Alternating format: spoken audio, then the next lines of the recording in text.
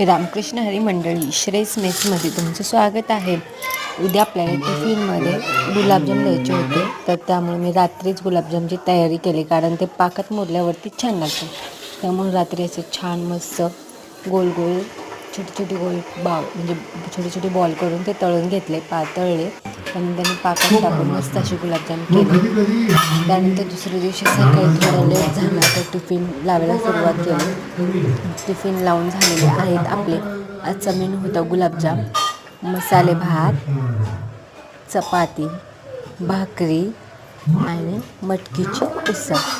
तर कसा वाटला मेनू आपल्याला मला कमेंटमध्ये नक्की सांगा. आणि अजून काय मी चांगलं अजून वेगवेगळं काय देऊ शकते ते कळवत जावा.